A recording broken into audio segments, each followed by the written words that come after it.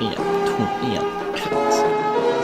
understand cybersecurity and its threats, we will first explain the history of the internet. This is to make sure you understand how vulnerable your online information is. The internet today is bigger than ever. We not only receive and share information anymore, we are ourselves on the internet. The existing records of our personal information, images, our bank accounts and our indirect personality, family, our job, where we live, what we do on vacation and almost anything else. But this is not how the internet got started. It was just an idea back in 1957. The computers were the size of entire rooms and was primarily used by scientists to interact during the Cold War. The network was called the ARPANET, introduced in the Cold War by the United States, and this later evolved to be the present internet when its development started in 1966.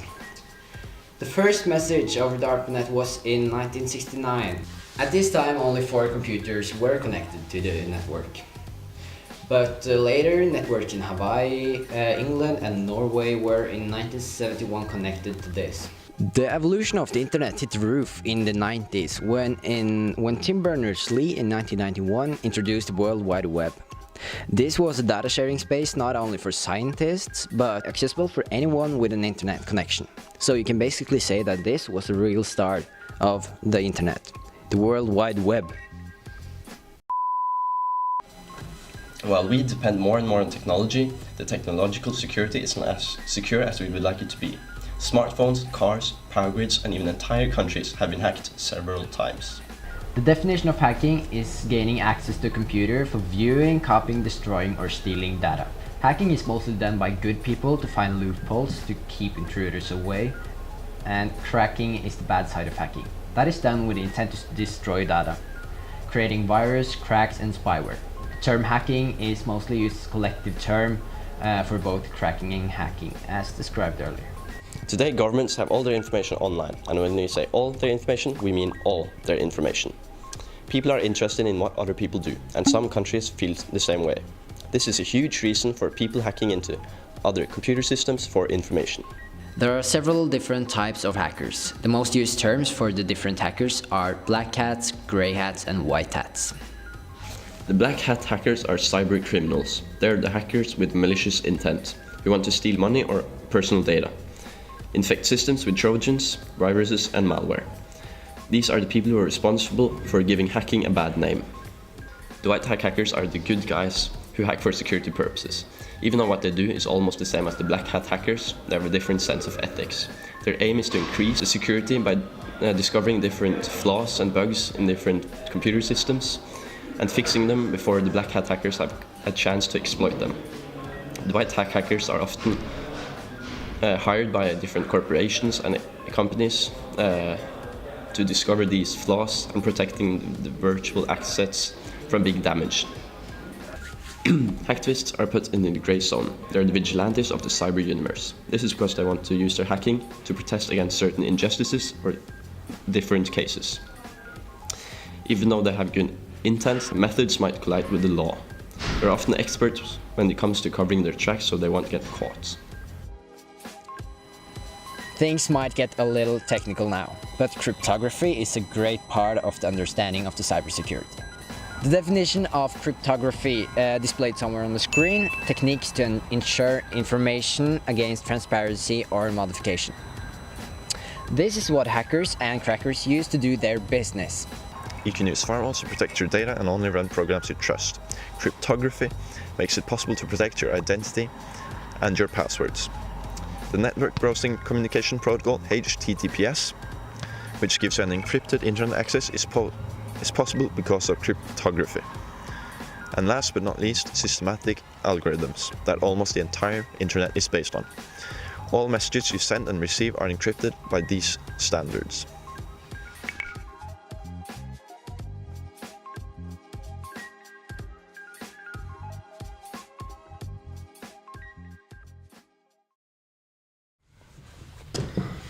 Okay, so now you've heard of the main types of hackers there are. You probably want to know if there's any way you can protect yourselves from these hackers.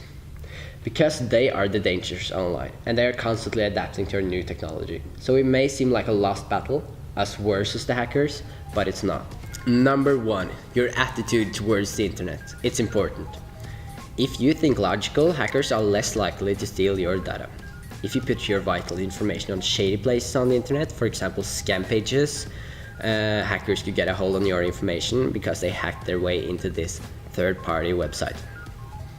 This is why you should keep your most sensitive data off the internet. Companies and websites like Facebook and your bank, for instance, are much safer. This is because they hire the white hat hackers, as we mentioned earlier. Another step to secure data is to make sure the website you visit has the HTTPS in the start of the URL of the website. This is the website link. Alright.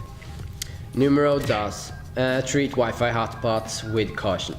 By joining open networks, you show your IP address and all your data traffic to the person hosting the hotspot. This will make it easier for a hacker to steal your data. Make sure your network is a WPA2 network or another protected network security technology. And make sure you are familiar with the network you are connecting to.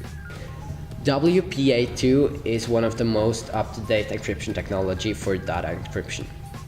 Number 3. It's also important to update the firmware on your computer or cell phone as quickly as possible after it's released.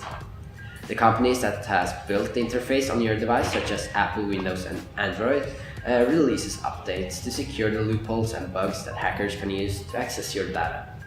Another non-brainer is using strong passwords involving small letters, capital letters, numbers and even signs if these are supported.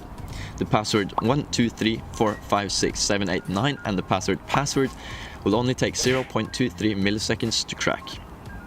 A strong password, on the other hand, will take way longer. The password A5R3 G L09 will, for example, take 1 millennia, 6 decades and 2 years to crack.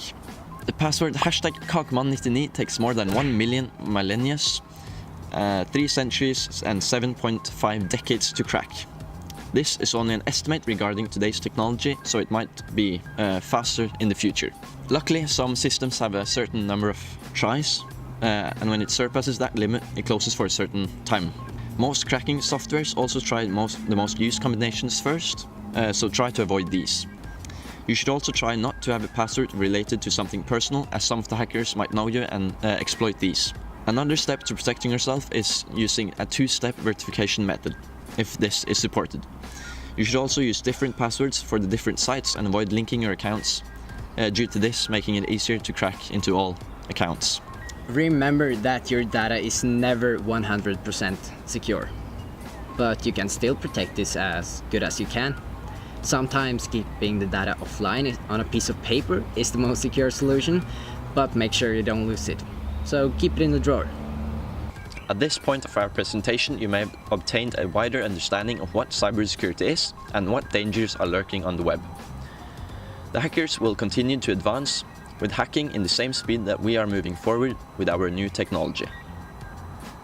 New dangers will arise and the dangers of the past might be defeated. But one thing is certain: you are responsible for protecting yourself against these threats. Keep your vital information safe. Don't trust Wi-Fi like it's your friend, it's most certainly not.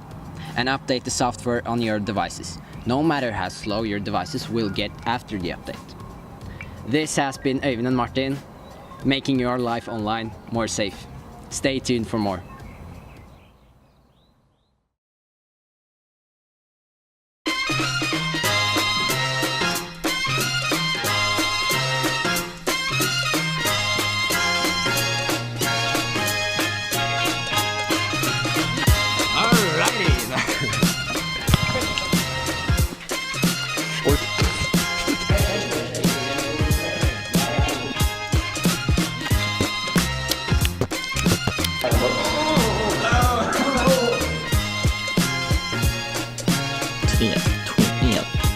Eller vad fan man säger.